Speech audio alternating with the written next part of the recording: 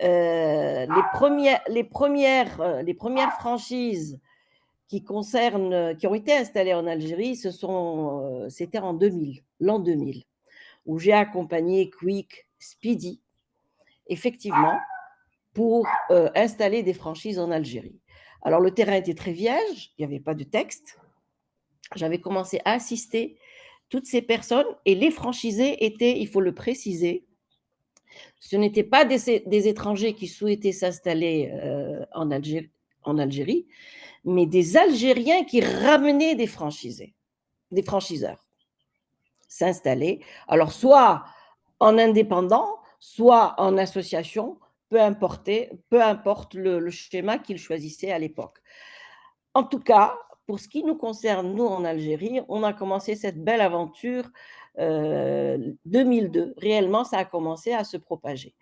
Et puis, après avoir accompagné ces franchisés et franchiseurs, j'ai eu l'idée moi-même d'introduire quelques franchises et bien sûr en intéressant mes enfants.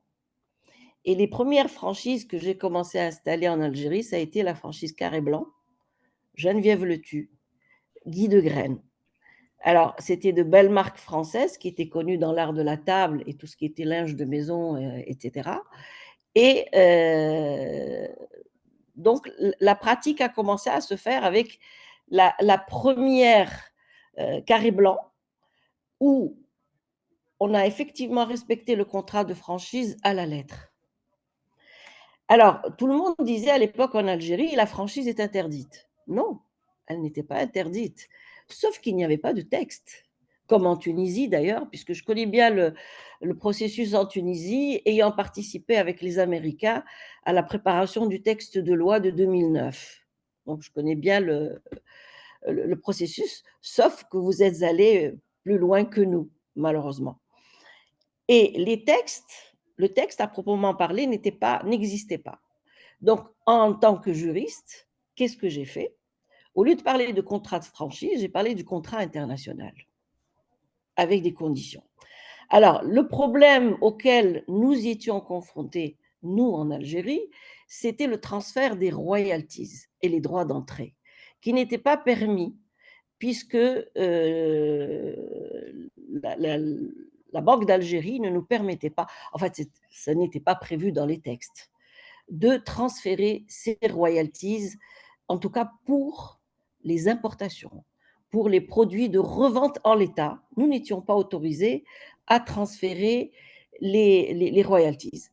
Toutes les franchises n'ont pas de royalties. Elles ont des droits d'entrée, comme par exemple Carré Blanc, mais elles n'avaient pas de redevance. Il fallait payer le droit d'entrée. Nous n'avions pas cette possibilité de payer à partir de l'Algérie. Qu'est-ce que nous faisions? Eh bien, on se débrouillait.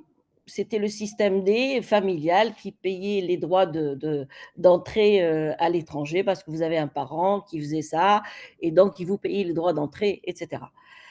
Nous n'avions pas du tout de support juridique qui nous permettait, mais ça ne nous a pas arrêtés. Nous avons introduit ces franchises. Bon, alors le problème qu'on rencontrait, nous, c'était les textes de loi qui concernaient les importations classiques.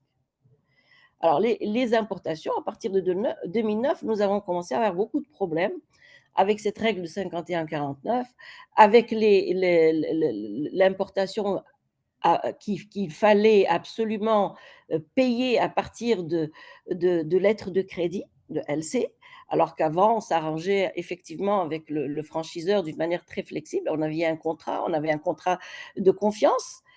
Malheureusement, ça n'a pas été très, très facile pour l'époque, les franchisés, de pouvoir faire un certain nombre de choses d'une manière, on va dire, non pas illégalement, non, c'est d'une manière régulière. En fait, c'était ça qui était important. Qu'est-ce que j'ai fait? Le fait d'être à la fois la casquette d'avocat et de franchisé m'a permis un peu de négocier ces fameux contrats de franchise. Alors, mon confrère parlait de contrats d'adhésion. Oui, c'est des véritables contrats d'adhésion. Faut pas le nier, hein, c'est une réalité. Le franchiseur vous impose son contrat, tous les droits, et vous n'avez pas vraiment de possibilités de négocier. Le fait d'être avocate m'a permis d'introduire une négociation, mais une négociation réaliste. C'est-à-dire que quand on m'imposait de commander l'aménagement, par exemple, de la boutique Carré Blanc, parce que la première boutique, elle a été commandée et pour l'époque, hein, en 2004, j'ai payé 20 000 €. 20 000 € qui sont partis dans de l'aménagement avec des droits de douane. Donc tout ça, c'est en moins en volume d'importation.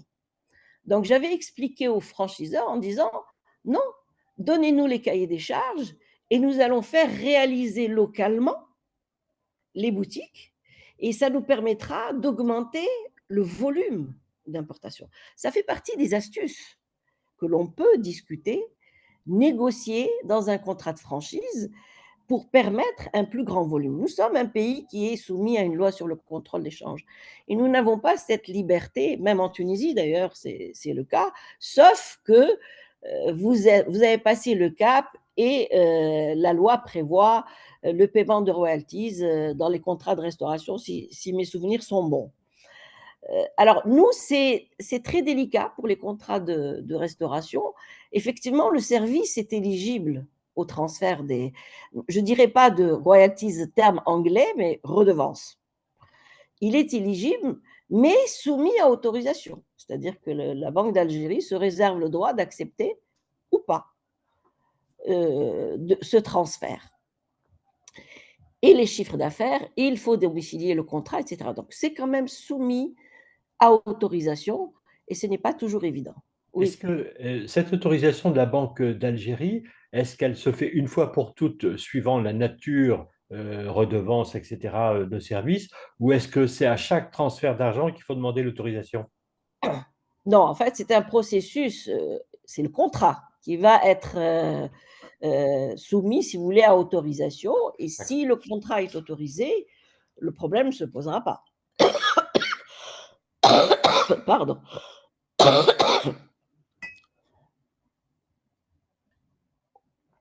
Donc malgré tous ces obstacles, il y avait quand même un engouement pour installer les franchises, en Algérie et beaucoup de marques se sont installées.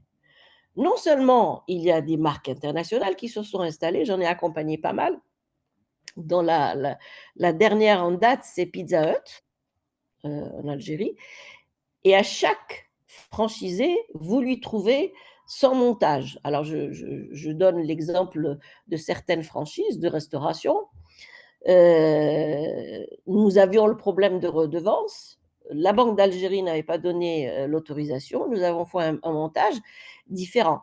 Comme c'est des binationaux de différents pays, ils avaient cette possibilité de créer des structures, des sociétés à l'étranger et c'est cette société qui payait les redevances et c'était pas la société, ça ne partait pas à partir d'Algérie. Ce sont des schémas qui sont tout à fait, légaux, hein, qui permettaient de maintenir une franchise, en tout cas internationale en Algérie et alors pour en revenir, à ce qui se passe toujours, en Algérie, donc majoritairement, c'est comme je l'ai dit, les secteurs principaux, c'est le prêt-à-porter, c'est la restauration et les cosmétiques. Mais ce qu'il y a de bien, c'est qu'il y a eu une certaine expérience et de par l'expérience de la franchise les premières années, hein, à partir de 2004, jusqu'en 2014, il y a eu un certain savoir-faire qui a été acquis et beaucoup de franchises algériennes ont vu le jour. Et ça, c'est le côté positif et l'apport de la franchise, en Algérie. Donc c'est vrai que ça continue de se développer d'une manière très différente. Les premiers contrats, les contrats par exemple de management, pour les enseignes et l'hôtellerie existent. Ces contrats ont le droit de transmettre ce qu'on appelle les fees de contrat de management, comme Sheraton, comme à l'époque c'était le Hilton, comme beaucoup d'enseignes internationales dans l'hôtellerie. mais ça concerne uniquement l'hôtellerie. Ça ne concerne pas les autres. Dans ce domaine de service, pour l'instant, on n'est pas encore arrivé à ce stade. Alors moi, aujourd'hui, après autant d'années d'expérience, qu'est-ce que je favoriserais pardon, pour l'avenir en Algérie? Ce sont les franchises de services. Parce que les franchises de produits, de biens, sont soumis à trop de contraintes en matière d'importation. Vous ne pourrez jamais respecter les 2 collections, hiver, été ou automne, parce qu'il y a des délais qui sont extrêmement longs lorsque vous importez des produits. Et aujourd'hui, il y a une certaine rigueur en Algérie, en ce sens que vous ne pouvez pas tout importer. Il y a des listes et il y a des choses que vous trouvez localement, donc vous ne pourrez pas les importer. Donc, c'est encore une fois des freins à une franchise sur tous les produits. Pour l'instant, le secteur du textile n'est pas encore touché par ces contraintes. C'est juste que on va dire que c'est les lenteurs avec les nouvelles procédures d'importation. Le textile ne pose pas le problème de l'augmentation des taxes, parce que vous imaginez que la plupart des produits, maintenant, sont arrivés à 60% de taxes. Alors, vous imaginez déjà à mon époque, c'était 30%. 30% de droits de douane. Quand j'importais Carré Blanc, Geneviève Lutti et autres, c'était 30%. Ajoutez à ça la TVA, donc on arrivait pratiquement du 47%. Donc, c'était dire que pour nous, est-ce que la franchise a été, on a gagné de l'argent? Non, je pense qu'on a gagné surtout de l'expérience. Beaucoup d'expérience dans le domaine. C'est vrai que c'est un domaine qui est fabuleux. Mes enfants ont appris et ont été formés dans ce domaine, c'était fabuleux. Mais je voudrais dire aussi que les franchiseurs ne sont pas toujours très corrects, même quand ils sont de grands franchiseurs. Euh, Dans une des franchises que je ne citerai pas, après 10 années, entre guillemets, de bons et loyaux services, j'avais 2 boutiques. Le franchiseur a décidé, même s'il m'a avisé, il a décidé de passer, de faire appel à notre franchisé qui était censé avoir la master franchise. Jean, tu as parlé de la master franchise, parce que c'était un groupe financier qui était plus important que moi. Je me rappelle, j'avais eu vent de cette histoire, je savais quel était le groupe qui allait prendre, et j'étais allée voir le PDG de la marque en lui disant, donc vous favorisez quelqu'un qui a les finances au détriment de quelqu'un qui a l'expérience et qui a su développer pendant 10 ans votre marque. Il dit oui, c'est un groupe qui a 2000 employés, vous comprendrez que... J'ai dit attention, quand on ne connaît pas ce domaine-là, c'est pas toujours évident. Mais qu'à ça leur tienne, j'ai dit non, moi je ne souhaite pas non plus continuer. On a arrêté au bout de 10 ans l'aventure qui a été une très très belle aventure. Ben, le résultat, après 4-5 ans, le franchisé a été à peine capable d'ouvrir une boutique. Pourtant, il avait de plus gros moyens que moi. Moi, je allais régulièrement aux conventions qui se passaient pour les marques, avec ma fille qui gérait avec mes enfants. Donc ça fait partie, je trouve, des choses qui doivent être revues pour le franchiseur. Genre, on est dans un domaine, les choses doivent être adaptées aussi bien du côté du franchiseur que du côté du franchisé. Nous, en tout cas dans les pays comme les nôtres et en Afrique, et je pense que beaucoup de pays sont dans notre cas, notamment le Nigeria, je ne suis pas vraiment sûre pour l'Afrique du Sud, mais en tout cas, il y a quand même, on est soumis à un passage avec l'administration, avec les banques, qui est obligatoire. On ne peut pas décider de transférer des redevances ou des royalties comme ça selon notre bon vouloir. Nous sommes soumis à une législation que nous devons respecter. Donc, ça, la franchise aujourd'hui doit s'adapter aux deux. Elle doit s'adapter aux 2. Si on veut investir dans une franchise en Algérie, il faut avoir conscience qu'il faut avoir le contexte pays.